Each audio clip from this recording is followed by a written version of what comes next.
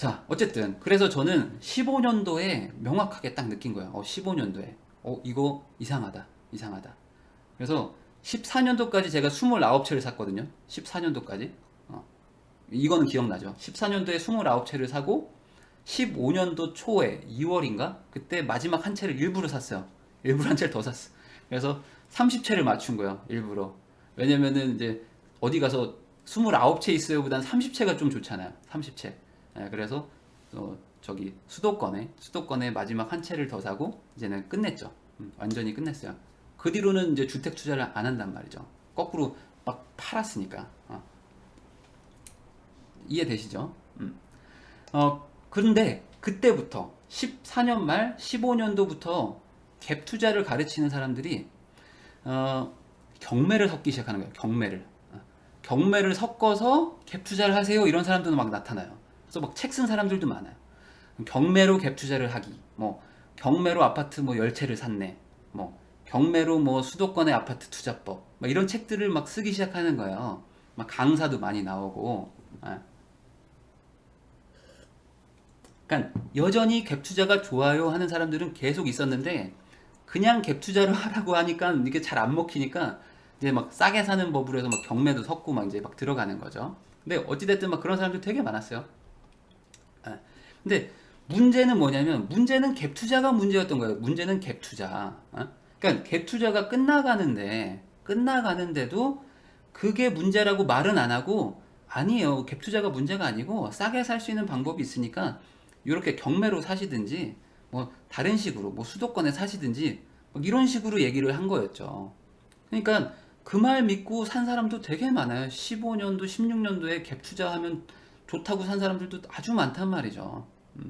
근데 갭이라 아까도 말했지만 갭 투자라는 게 갭이 작은 게 투자잖아요. 갭이 작은 거를 사야 되는데 서울에 갭 투자를 한다? 그럼 갭이 그냥 뭐 1억, 2억, 뭐 요즘에 뭐 재건축하는 건 갭이 막 5억, 7억 막 이런단 말이죠. 그건 갭 투자가 아니에요. 그건 그냥 전세 끼고 투자하는 거죠. 예. 그러니까 갭 투자라는 건 끝났어요. 갭 투자는 이미 끝났어요. 갭이 커지는 순간 갭 투자라는 건 의미가 없어요. 의미가 없다고 생각하시면 돼요. 자, 갭 투자는 왜 문제냐? 갭 투자는 한정된 그런 기간에만 돈을 벌 수 있어요. 한정된 기간만. 무슨 말이냐? 우선은 호황이 계속 이어져야 돼요. 호황이. 그러니까 불황이 왔다가 호황이 쭉 가는 그런 시절에 할 수 있는 투자법이에요. 자, 불황이 왔다가 호황으로 가는 그 과정에서 돈을 벌 수 있는 투자법이에요. 한정된 기간만 벌 수 있다는 게 가장 중요해요. 저는 되게 운이 좋았어요. 저는 되게 운이 좋았어요. 왜냐면 저는 09년도에 회사를 입사했거든요. 09년도에. 그러니까 2008년도에 금융위기가 오고 2009년에 금융위기가 이제 본격적으로 시작될 때 회사를 들어갔기 때문에 그때는 투자할 생각이 없었죠. 그리고 나서 불황이 멈춘 10년, 11년도에 그때 투자를 하기 시작한 거예요. 그러니까 가장 낮은 시기에 시작을 한 거죠. 그러니까 얼마나 좋았겠어요. 전 잘 몰랐지만. 근데 가장 최고의 좋은 시절을 제가 보낸 거죠. 그때 그런 호황이 오기 시작할 때는 갭 투자를 무조건 하셔야 돼요. 무조건. 무조건 그럴 땐 갭 투자를 해야 돼요. 그러니까 지나고 나서 이제 조금 지나서 뭐 미래에 만약에 또 불황이 올 수도 있잖아요. 뭐 항상 호황만 오는 건 아니니까. 호황이 왔다가 다시 불황이 왔다가 다시 어느 정도 바닥을 다지는 느낌이 나면은 무조건 갭 투자를 하셔야 되는 거예요. 무조건. 전 나중에 또 만약에 그런 불황이 왔다면 다시 다 팔고 갭 투자 갈 거예요. 경매 안 하고. 갭 투자는 정말 좋은 투자법 중에 하나거든요. 근데 그거는 시기가 있다. 정확한 시기가 있습니다. 호황이 쭉 가는 그 장기 호황 그 기간 안에 빠져나와야 돼요. 그냥 가상화폐 투자랑 똑같아요. 지금 비트코인하고 똑같은 거예요.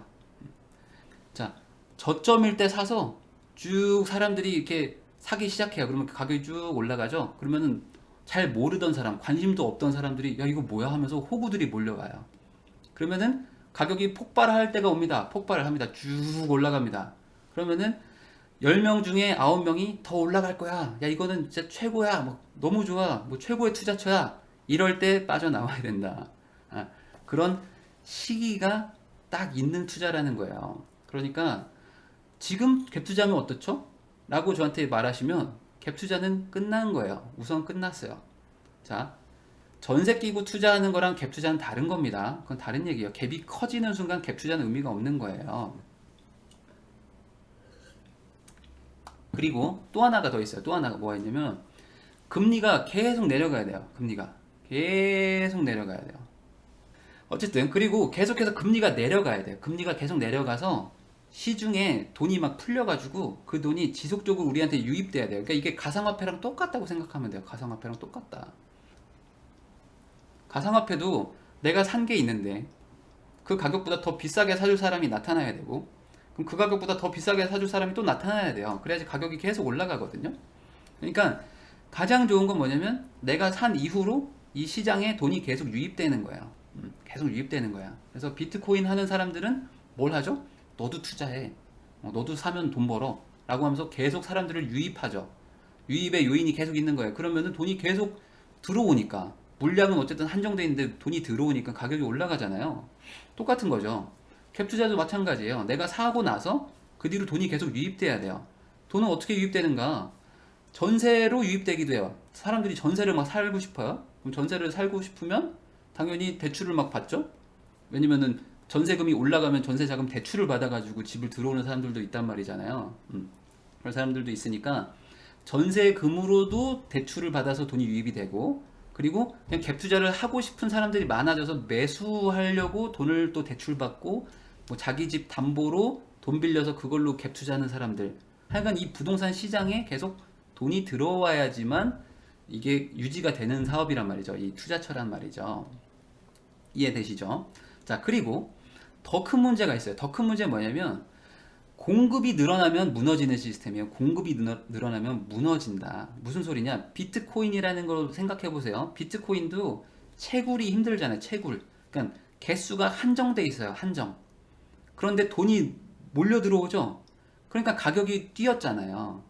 물건은 그대 몇 개밖에 안 되는데 돈이 몰리니까 가격이 올라가죠. 근데 이 건설업은 채굴이 쉬운 곳이에요. 무슨 소리냐? 건설회사들이 집을 지어대기 시작하는 거예요. 옆에다가. 그러니까 다른 비트코인, 그러니까 비트코인의 물량이 막 늘어나기 시작하는 거야. 막 늘어나는 거야. 그러니까 돈도 많이 들어오는데 집도 늘어나요. 개수가. 그러니까 가격이 올라가지 않는 거죠. 올라가지 않아요. 그냥 가격이 계속 버티고 가는 거죠. 근데 금리가 계속 내려갔었어요. 금리가 계속 내려갔기 때문에 이 버티지만은 않는 거죠. 돈이 그래도 들어오니까. 물량이 늘어나긴 늘어나지만 돈도 막 들어오니까 가격이 조금 올라가기도 해. 예. 그게 15년도, 16년도였던 거죠. 15년도, 16년도. 그냥 이제 완만한 곡선으로 멈추어 갔다가 내려가기 시작하는 그 단계였다는 거죠. 그러니까 다시 정리하면 갭 투자는 호황이 계속돼야 돼요. 그러니까 호황이 끝나기 전에 나와야 되는 투자법이에요. 호황이 나오기 전에 빠져나오셔야 되고, 그 다음에 금리가 계속 내려가 가지고 시중에 돈이 계속 몰려야 돼요. 돈이 계속 들어와야 되고, 그 다음에 건설회사들이 공급을 하기 시작하면은 가격이 또 내려가기 때문에 빠져나와야 된다. 이게 제가 느낀 바예요. 그동안 한 7년 가까이 갭 투자를 하면서 느낀 거죠. 그러니까 이게 다 맞아 들어가는 시기가 있어요. 시기. 그 시기가 다시 오면 할 거예요. 저도 다시 오면 합니다. 근데 이 시기가 지금 안 맞아요. 지금 안 맞죠. 그나마 서울이 괜찮은 게 왜 그렇죠? 그나마 서울에 아파트를 사면은 그나마 좀 버틴다. 자, 지금 제가 말한 투자법에 그나마 맞는 게 서울이에요. 그나마 서울. 다시 한번 제가 정리를 해볼게요. 우선 호황이 계속되어서 돈을 벌 수 있는 시스템이, 그러니까 호황이 계속돼야지만 돈을 버는 시스템인데, 그건 안 돼요. 그건 이미 안 돼. 전국이 다 안 돼요. 그러니까 우선 그거는 꺾였지만, 금리가 계속 내려가서 자금이 유입돼야 되는 시스템은 서울은 괜찮아요. 그러니까 금리가 올라가도 서울은 돈이 모여요. 왜냐면 시중에 돈은 어쨌든 있고, 그 돈은 어딘가를 갈 건데, 어딘가는 가는데, 이렇게 부동산이 불황이고 뭔가 문제가 있다라고 사람들이 인식하는 순간 안전한 곳으로 가고 싶어 한다. 안전한 곳으로. 그럼 안전한 곳이 어디예요? 서울이잖아요. 예. 그러니까 서울로 그러니까 돈이 모여요. 예. 돈이 모이기 때문에 그쪽으로는 그래도 조금 투자해 볼 만은 한 거야. 예. 근데 건설회사들이 공급을 늘리기 시작하면 무너지는 시스템이라고 그랬잖아요. 건설회사들이 공급을 늘리기 시작하면 무너진다. 근데 서울은 건설회사들이 공급을 늘리기에는 조금 땅이 없죠. 땅이 많이 없어요. 그나마 재건축이나 재개발을 해야지만 올 수 있는데 그게 서울은 그래도 적죠. 경기도나 지방에 비하면 많이 적죠. 그래서 그나마 사람들이 서울로 가면 좀 낫다라고 생각하는 이유가 있는 거예요. 근데 지금 대출 규제도 있고 뭐 여러 가지 규제가 있기 때문에 갭이 엄청 커졌죠. 갭이 엄청 커졌기 때문에 과거처럼 그런 투자는 힘들고 우선은 그나마 주택으로 안전하다고 하는 게 서울의 아파트로 가는 이유입니다. 자, 근데 결론만 말하면 어찌됐든 갭 투자는 가상화폐랑 같은 메커니즘으로 이게 돌아가는 거예요. 그래서 호황이 계속 돼야 되고 돈이 계속 유입돼야 되고 공급이 늘어나면 안 된다. 아시겠죠? 자, 그래서 근데 너무 올랐어요? 당연히 오르죠. 지금 제가 말한 대로 지금 여전히 이쪽은 그게 작동을 하니까 그 메커니즘이 작동하니까 올라가고 있는 거예요.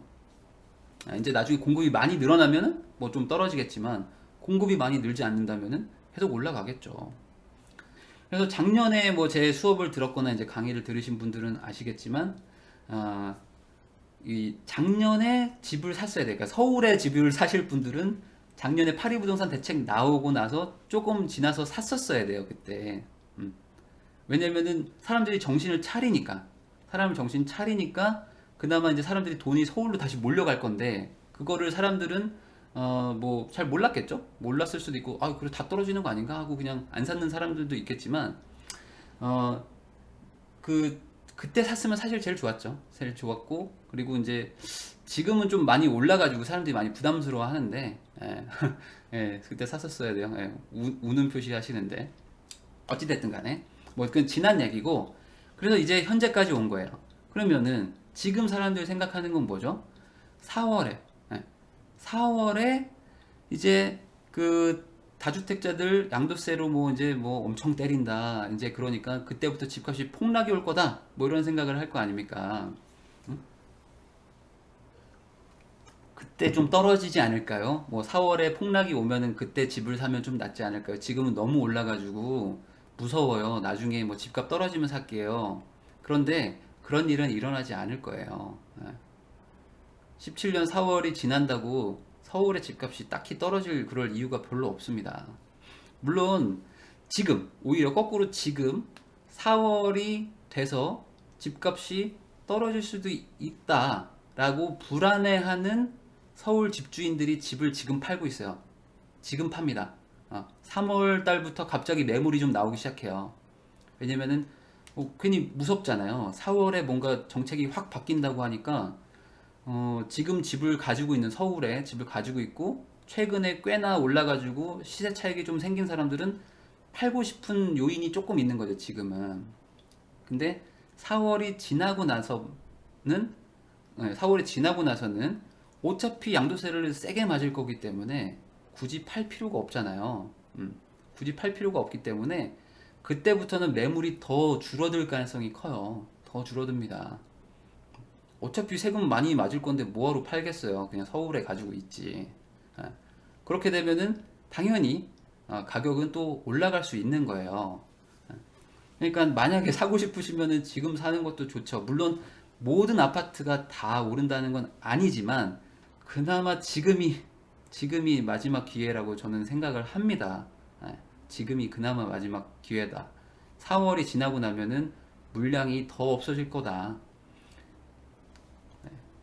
자, 그리고 아까도 잠깐 말했지만은 갭 투자라는 거는 이제 더 이상 먹히지 않는 투자가 된 거예요. 왜냐면은 갭이 적은 곳들은 너무 위험한 동네고 갭이 큰 곳은 더 이상 갭 투자로서의 의미가 없는 곳이기 때문에 갭 투자라는 거는 없고 굳이 투자를 한다면은 서울에 큰 투자금을 가지고 들어가서 돈을 버는 뭐 그 정도 하나 남은 거죠 이제.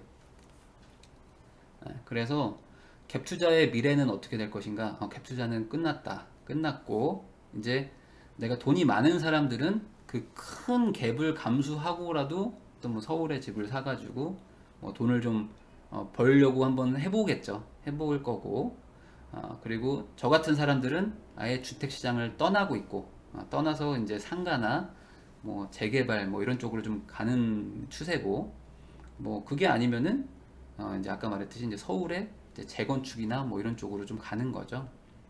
그렇게 생각하시면 좋을 것 같아요.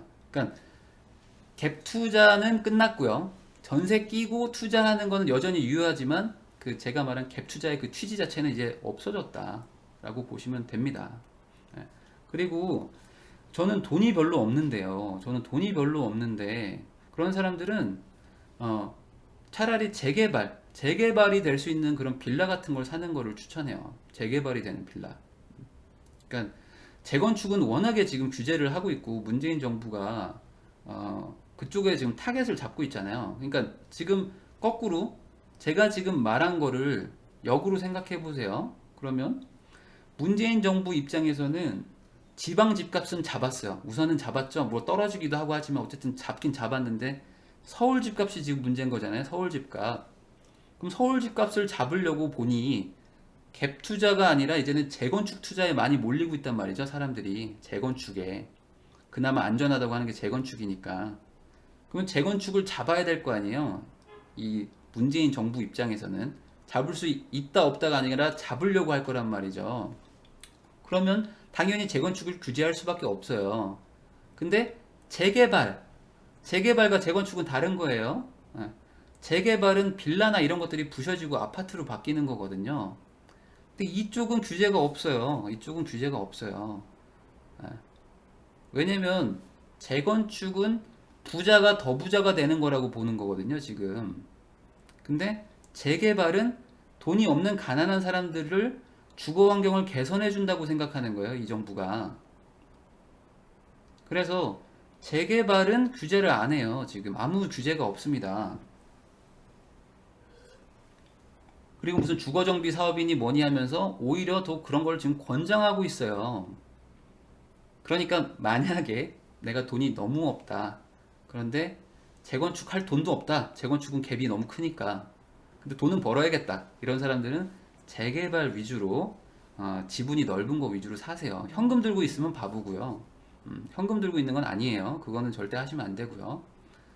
가능한 한 재개발 이쪽으로 가 있는 게 낫다는 거죠.